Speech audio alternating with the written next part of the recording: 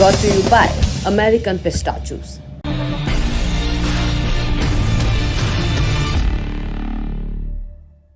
Calendar में जैसे ही 26 अक्टूबर की तारीख लगी, प्रवर्तन निदेशालय यानी ईडी का एक्शन शुरू हो गया।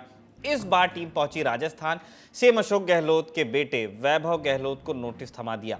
साथ ही कांग्रेस के दूसरे नेताओं के यहां छापा भी मारा। क्या है यह मामला और इस पर कैसी प्रतिक्रियाएं आ रही हैं, इस पर हम बात करने वाले हैं। इनके साथ बात करेंगे कुछ और ज़रूरी खबरों की, जैसे कांग्रेस ने गृह मंत्री अमित शाह, असम के मुख्यमंत्री हिमंता बिस्वा शर्मा और तेलंगाना के मुख्यमंत्री चंद्रशेखर राव की शिकायत चुनाव आयोग में क्यों कर दी, इस पर और बात करेंगे। एक सांसद की, टीएमसी सांसद महुआ मोइत्रा पर संसद की एथिक्स कमेटी की बैठक थी, उस बैठक से क्या खबरें बाहर आईं, ये भी जानेंगे। नमस्ते, मेरा नाम है निखिल और आप देखना शुरू कर चुके हैं दी लल्लन टॉप शो। बात शुरू करते हैं ईडी से। बात राजस्थान की है।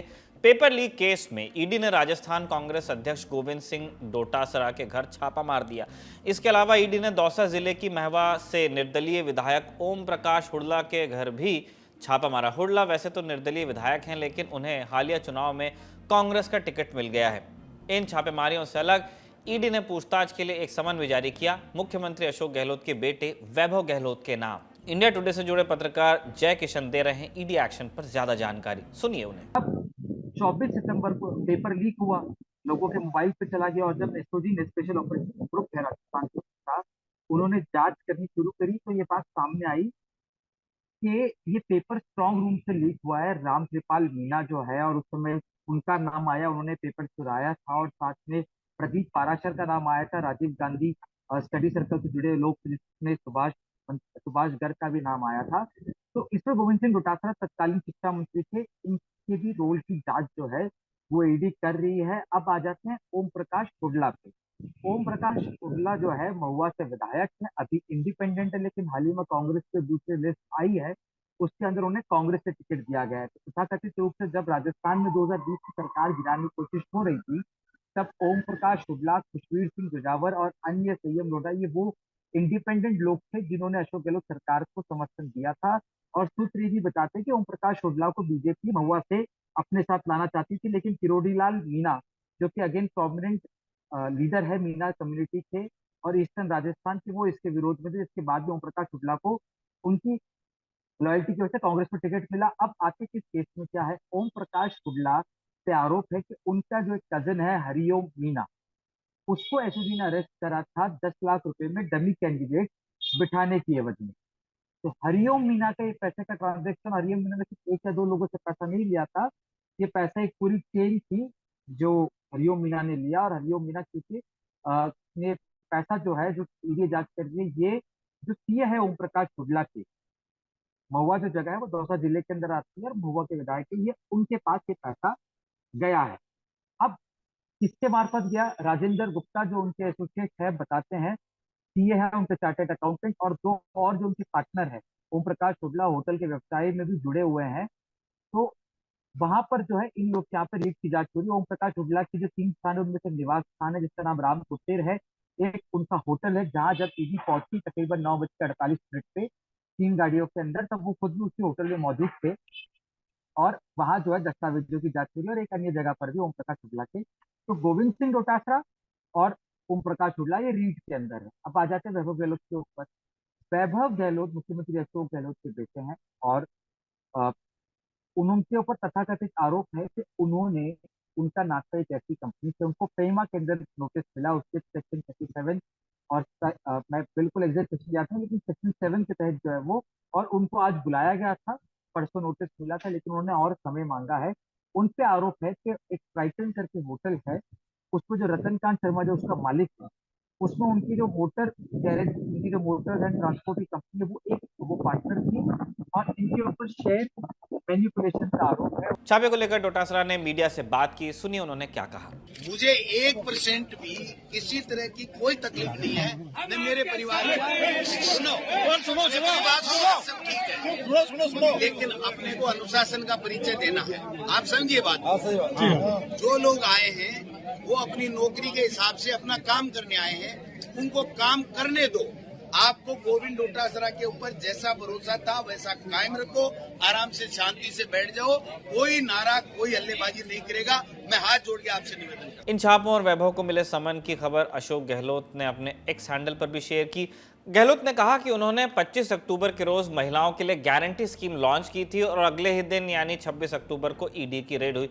कहा कि राजस्थान के अंदर ईडी की रेड रोज इसलिए होती है क्योंकि भाजपा ये नहीं चाहती कि राजस्थान में महिलाओं को, किसानों को, गरीबों को कांग्रेस द्वारा दी जा रही गारंटियों का लाभ मिले।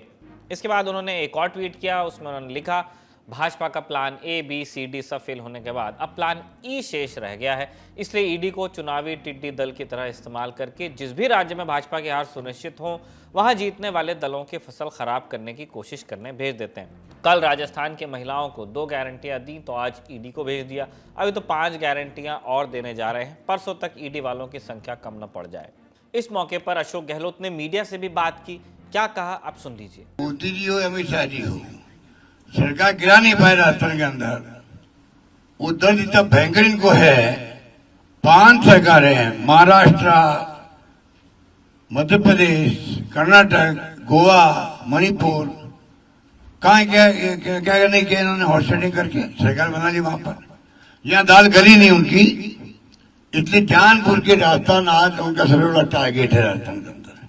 हम उनका मुकाबला कर रहे हैं, कामयाब होकर दिखाएंगे, इनको कामयाब होकर दिखाएंगे। अशोक गहलोत के आरोपों पर भाजपा की ओर से भी प्रतिक्रिया आई, क्या कहा गया आप उन्हें भी सुनिए। देखिए, मुझे लगता है कि ईडी से कांग्रेस पार्टी और कांग्रेस की सरकार इतनी क्यों घबरा जाती है और ईडी को आना क्यों पड़ा। राजस्थान में पिछले 5 सालों में एसीबी ने जितनी कार्रवाइयां की है उसमें कितनों को अभियोजन की स्वीकृति थी, इसको थोड़ा देखने की आवश्यकता है। कुछ दिनों पहले कांग्रेस पार्टी के पूर्व मंत्री गोपाल केसावत वो सरेआम भ्रष्टाचार के पैसे लेते हुए पकड़े गए। हुआ क्या, सरकार ने जब चार्जशीट पेश की तो उसमें कहा कि भ्रष्टाचार की सारी धाराएं हटा दी। क्या मतलब है इसका? आप राजस्थान के लाखों युवाओं का भविष्य बर्बाद करने का पाप किसी ने किया तो राजस्थान की कांग्रेस सरकार ने किया है। कोई गरीब का बेटा होगा, कोई किसान का बेटा होगा, कोई दलित के घर का चिराग होगा, कोई आदिवासी के सपनों का चिराग होगा। क्या हुआ उन सब का? आप जानते हैं कि मामला है क्या। पहले डोटासरा और हुड़ला पर लगे आरोपों को समझते हैं। दरअसल इन 2 नेताओं पर पेपर लीक केस में जांच हो रही है। राजस्थान लोक सेवा आयोग आरपीएससी ने दिसंबर 2022 में 2nd ग्रेड टीचर भर्ती के लिए परीक्षा आयोजित की थी, लेकिन परीक्षा में आने वाला सामान्य ज्ञान का पेपर पहले ही लीक हो गया। मामला तब खुला जब कुछ लोग उदयपुर में एक बस में देखे गए। परीक्षा की तारीख के 3 दिन पहले इन लोगों के हाथों में परीक्षा का पेपर था। राजस्थान पुलिस ने मामले की फिर जांच शुरू की और राजस्थान से आने वाले भाजपा के राज्यसभा सांसद किरोड़ी लाल मीणा ने ईडी में शिकायत कर दी, जांच की मांग की। जांच शुरू भी हुई और यह ताज़ा छापेमारी। अब आते हैं अशोक गहलोत के बेटे वैभव गहलोत पर। उनके ऊपर क्या केस है? जुलाई 2020 की बात है। आयकर विभाग ने 9 ठिकानों पर छापे मारे थे। ये 9 ठिकाने 2 कंपनियों से जुड़े थे, मयंक शर्मा एंटरप्राइजेस MSC और ओम कोठारी ग्रुप। इनमें से जो MSC है उसका मालिक रतनकांत शर्मा का परिवार है। इन्हीं रतनकांत शर्मा ने मार्च 2011 में वैभव गहलोत से जुड़ी company sunlight car rental private limited के आधे शेयर खरीदे थे। फिर मार्च 2016 में बचे हुए आधे शेयर भी खरीद लिए। अब ये जो MSC है वो राजस्थान में होटल वगैरह भी चलाती है, जैसे जयपुर में मौजूद Le Meridien hotel. Ratankant Sharma Triton hotel और रिसोर्ट प्राइवेट लिमिटेड से भी जुड़े हुए हैं। इनके होटल भी जयपुर और आसपास के इलाकों में मौजूद हैं। इन होटल्स में भी एक दफ़ा ईडी ने छापा मारा था और केस का एक और जुड़ाव ये है कि वैभव गहलोत इस ग्रुप के फेमॉन्ट होटल में काम कर चुके हैं। इस साल जून के महीने में बीजेपी सांसद किरोड़ी लाल मीणा ने वैभव गहलोत पर हवाला कारोबार के इल्ज़ाम लगाए थे। उन्होंने ईडी को दी शिकायत में कहा कि मॉरिशस की एक शेल कंपनी ने लग्जरी होटल ब्रांड फेरमॉन्ट में करोड़ों का निवेश किया हुआ है। उनका दावा था कि ये पैसा गहलोत परिवार से जुड़ा है। ये पैसा हवाला के जरिए मॉरिशस भेजा गया। बीजेपी सांसद ने वैभव गहलोत के साथ अशोक गहलोत पर भी होटल व्यवसाय में करोड़ों रुपए के अवैध निवेश का इल्जाम लगाया था। कहा था कि इस कारोबार से होने वाली कमाई को sunlight car rental services private limited को ट्रांसफर किया जा रहा है। अब वैभव को जो नोटिस मिला है वो है फेमा के तहत आया हुआ foreign exchange management act. FEMA ही वो कानून है जो विदेश के स्टॉक मार्केट में निवेश के लिए बनाया गया है ताकि निवेश की प्रैक्टिस का बेजा इस्तेमाल न हो। और खबरों के माने तो फेमा के अधीन जारी किया गया ये नोटिस इसी केस से जुड़ा हुआ है। लेकिन गहलोत के यही 3 करीबी नहीं हैं जो किसी न किसी केस या जांच में उलझे हों। और भी नाम है, ब्रीफ में आप देख लीजिए। अग्रसेन गहलोत अशोक गहलोत के भाई हैं। केस क्या है? खाद्य निर्यात में धांधली का। जांच एजेंसी ईडी। राजेंद्र सिंह यादव राज्य मंत्री हैं। केस क्या है इन पर? मिड डे मील में धांधली का आरोप। जांच एजेंसी ईडी और इनकम टैक्स। धर्मेंद्र राठौड़ अशोक गहलोत परिवार के करीबी हैं ये भी।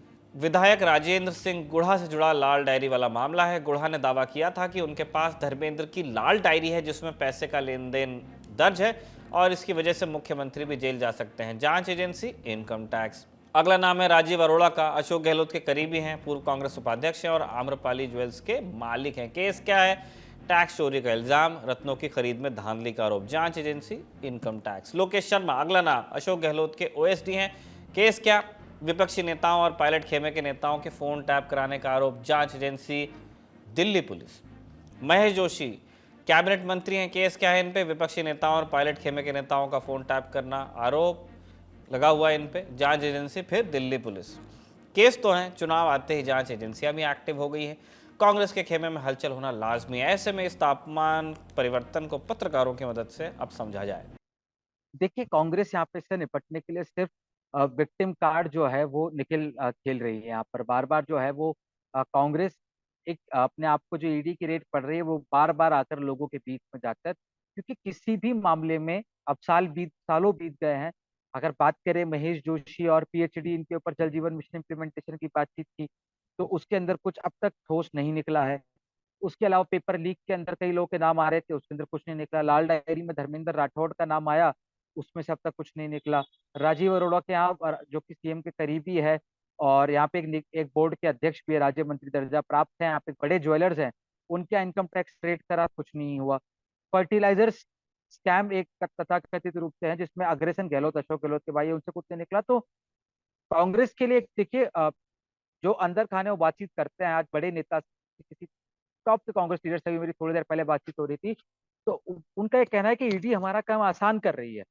जहां अभी कांटे की टक्कर हो रही थी, अब हमें एक और चीज मिल गई है जा जाकर लोगों के सामने बोलने के लिए कि देखिए किस तरह से दुरुपयोग कर रहे हैं एजेंसी का। यहाँ पर कुछ नहीं मिला है, अब आप हमारे साथ न्याय करिए। तो उनको तो अपनी कैंपेन स्ट्रेटेजी में जोड़ने के लिए आज जब ये प्रेस कॉन्फ्रेंस थी मुख्यमंत्री अशोक गहलोत के, तो वहां निशांत अरोड़ा जो कि डिजाइन बॉक्स एजेंसी से जुड़े हुए हैं, पूरा कैंपेनिंग और प्लानिंग कांग्रेस और देख रहे हैं सरकार का, अ, बीच विवादों में भी रहे थे, वो बहुत ध्यान से सुन रहे थे और उनकी सोशल मीडिया को एक, जिसको कहते हैं ना, एक लाचारी कार्ड खेलने को मिल गया है। और ये राजनीति है, सब कुछ जायज है इसके अंदर। तो पहली बार ऐसा हो रहा है, कांग्रेस कह रही है कि माहौल ऐसा हो गया कि ईडी जिस जगह जाती है वहां लोगों के बीच में सिंपैथी जाती है कि यार देखिए गलत कर रहे हैं। नहीं, देखिए आज सुबह से ही जब से ये खबर आई कि राजस्थान के कांग्रेस अध्यक्ष गोविंद सिंह डोटासला के घर पे पेपर लीक मामले में ईडी पहुंची है, फिर उसके बाद वैभव गहलोत को सम्मन किया गया है कि आपसे फेमा में पूछताछ करनी है। और जो आप मुझे सूची बता रहे थे, ये सब लोग या तो गहलोत साहब के परिवार के लोग हैं या उनके नजदीकी लोग हैं, जिन्हें जिन्हें उनका काफी नजदीकी माना जाता है। और आपको याद करा दूं कि लगभग लगभग 3 साल पहले भी इन्हीं लोगों पे ईडी ने रेड की थी, उनके भाई के यहाँ पे कई सारे और भी मामले थे। अब आप देखिए कांग्रेस सुबह से अटैकिंग मोड में है। वो कह रहे हैं कि क्योंकि बीजेपी को अपनी हार का डर है, और ऐसा राजनीति में होता भी है। अगर सरकार बीजेपी की होती केंद्र में तो माफ कीजिए कांग्रेस की होती तो बीजेपी ये कहती कि हार के डर से ऐसा कर रहे हैं। तो कोई भी सरकार के रूप ऐसे ही होते हैं, वो किसी भी हद तक जाते हैं, शाम दाम दंड भेद। अब देखिए यही हाल छत्तीसगढ़ में भी है कि मुख्यमंत्री भूपेश बघेल के जितने नजदीकी लोग हैं उनके यहाँ भी ऐसे ही रेड चल रही है, चाहे वो लॉटरी घोटाला हो या शराब नीतियों की बात हो या कोयले की बात हो, वहां भी ये सब चल रहा है। तो कांग्रेस इससे बार बार ऐसे दिखाती है कि हम तो बेचारे हैं, आपने ऐसा कर्नाटक में भी किया था, आपने ऐसा हिमाचल में भी किया था और हम वहां जीत गए, तो अब आप राजस्थान में ऐसा कर रहे हैं, छत्तीसगढ़ में ऐसा कर रहे हैं, हम लोग यहाँ भी जीत जाएंगे। तो एक विक्टिम कार्ड कोई भी सरकार खेलती है ऐसे में, कि जहां उनको ये पता है कि केंद्र में हमारी सरकार नहीं है, राज्य में हमारी सरकार के या हमारे नजदीकी लोगों पे ईडी की जांच हो रही है या सीबीआई की जांच हो रही है, इनकम टैक्स आ रहा है, तो ये चीजें पॉलिटिक्स में बहुत लाजमी है। और कांग्रेस इसके ऊपर विक्टिम कार्ड खेलने की कोशिश करेगी। अब चलते हैं संसद भवन। यहां पर एक एथिक्स कमेटी भाजपा सांसद निशिकांत दुबे के तृणमूल सांसद महुआ मोइत्रा पर लगाए आरोपों की जांच कर रही है। हमने आपको पहले भी बताया था कि निशिकांत दुबे ने इल्जाम लगाया था कि महुआ मोइत्रा ने बिजनेसमैन दर्शन हीरानंदानी से संसद में सवाल पूछने के लिए पैसे लिए। पैसे मिलने पर महुआ ने संसद में अडानी ग्रुप पर सवाल उठाए। यही नहीं, महुआ मोइत्रा ने लोकसभा की वेबसाइट का अपना लॉगिन आईडी और पासवर्ड हीरानंदानी को सौंप दिया, जिससे दर्शन सीधे लोकसभा की वेबसाइट पर अपने सवाल अपलोड कर सकें। निशिकांत ने एथिक्स कमेटी और आईटी मंत्रालय से मांग की थी कि महुआ के कॉल डिटेल रिकॉर्ड और उनकी वेबसाइट की लॉगिन लोकेशन जांच की जाए। इस केस से जुड़े एक और नाम का जिक्र अब कर लेते हैं। जय अनंत देहादरई वकील है। निशिकांत दुबे ने अपने पत्र में कहा था कि महुआ के खिलाफ उन्हें सबूत देहादरई ने दिए। 26 अक्टूबर को एथिक्स कमेटी की बैठक थी। सुनवाई में बीजेपी सांसद और वकील देहादरई दोनों पेश हुए। आपकी जानकारी के लिए बता दें कि महुआ मोइत्रा ने दिल्ली हाईकोर्ट में बीजेपी सांसद निशिकांत दुबे, जयानंद देहादरई और कई मीडिया संगठनों के खिलाफ मानहानि का मुकदमा ठोक दिया है। इस मामले में 20 अक्टूबर को सुनवाई भी हुई थी। अनंत देहादरई के साथ महुआ का एक पालतू कुत्ते को लेकर भी विवाद चल रहा है। आज एथिक्स कमेटी के सामने पेश होने के बाद देहादरई ने क्या कहा, आप सुन लीजिए। जो भी मेरे से पूछा गया था वो मैंने सच कमेटी के सामने मैंने पेश कर दिया। उसके अतिरिक्त मैं और कुछ नहीं कहना चाहता हूँ। क्योंकि आपको 2 बार बुलाया गया, अंदर एक बार दोबारा से बाहर भेजा गया, क्या कुछ अंदर डिस्प्यूट नहीं, कोई डिस्प्यूट नहीं हो रहा था। सब जितने भी मेंबर्स थे उन्होंने मेरे से बहुत अच्छे से और कॉर्डियली मेरे से सवाल पूछे। जो कुछ भी मेरे से पूछा गया उसका मैंने आंसर दे दिया। उसके बियॉन्ड कुछ नहीं हुआ। इंडिया टुडे टीवी के नेशनल ब्यूरो की एडिटर पौलमी साहा के मुताबिक आज एथिक्स कमेटी के सामने पेश हुए निशिकांत दुबे से कमेटी ने जय अनंत और दर्शन हीरानंदानी को लेकर सवाल पूछे। पेशी खत्म होने के बाद निशिकांत दुबे ने मीडिया से कहा कि संसद की मर्यादा को लेकर एथिक्स कमेटी काफी चिंतित है। सुनिए उन्होंने और क्या बताया। मेरे सामने किसी का कोई आर्गुमेंट नहीं। मेरे सामने सभी नॉर्मल थे और सबों ने बहुत ही सम्मान और प्यार से प्रश्न पूछे और सभी प्रश्नों के जवाब अच्छे से दिए।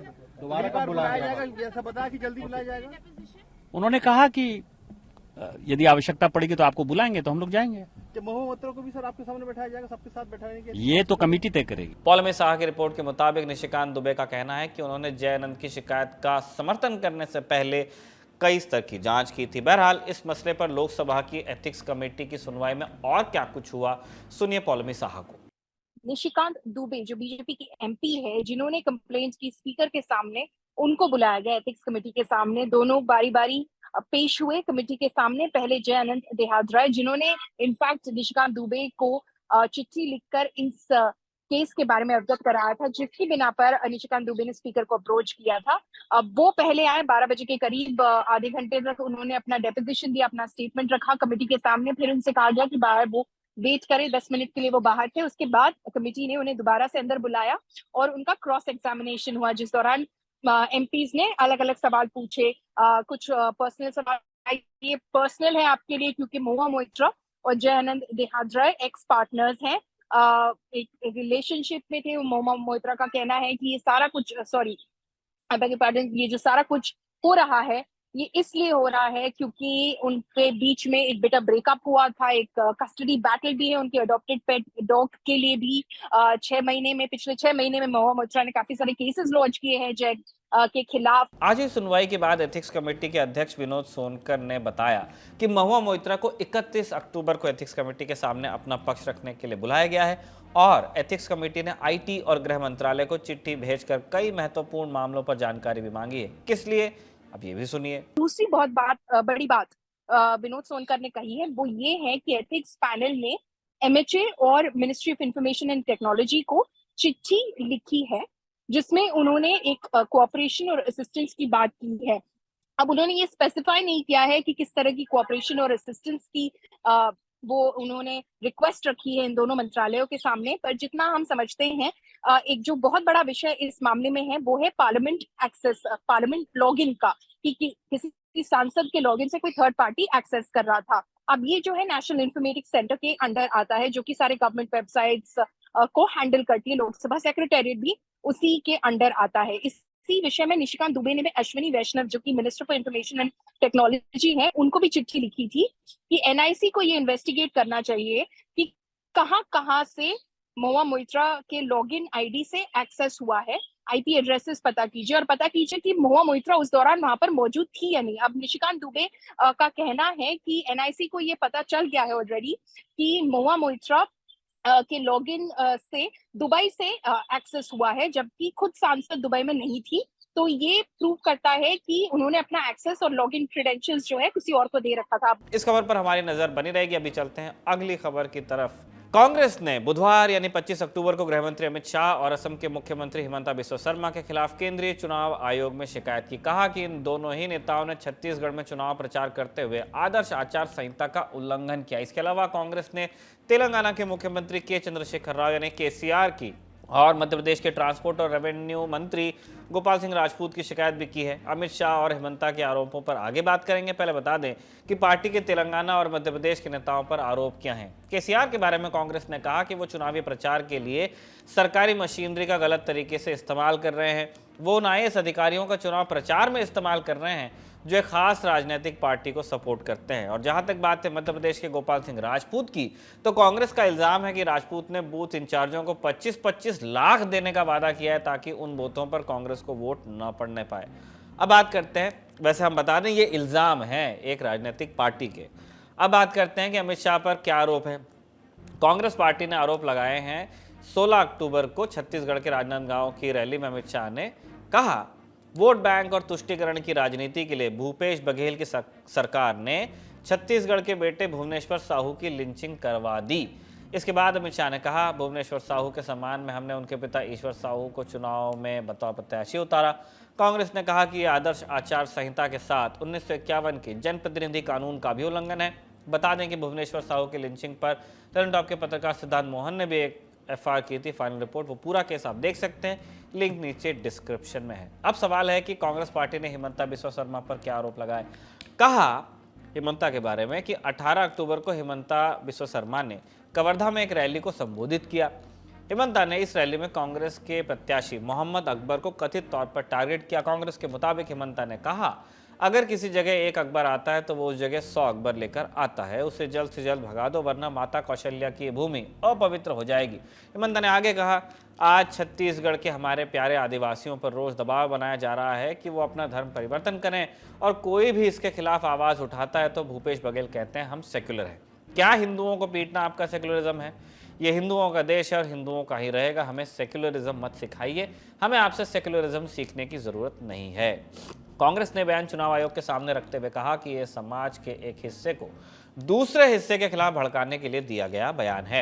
यह हमारे लिए एक मौका है कि हम इस पर भी ब्रैक करें। हमने आदिवासियों के धर्मांतरण के मुद्दे पर भी छत्तीसगढ़ के बस्तर से एक विस्तृत रिपोर्ट की, उस रिपोर्ट का लिंक भी आपको डिस्क्रिप्शन में मिल जाएगा। बहरहाल चुनाव आयोग के पास कांग्रेस का प्रतिनिधिमंडल जो ये शिकायतें लेकर पहुंचा उसने मीडिया से भी बात की। सुनिए क्या कहा। हमने 8 ज्ञापन दिए हैं, 8 शिकायतें की है।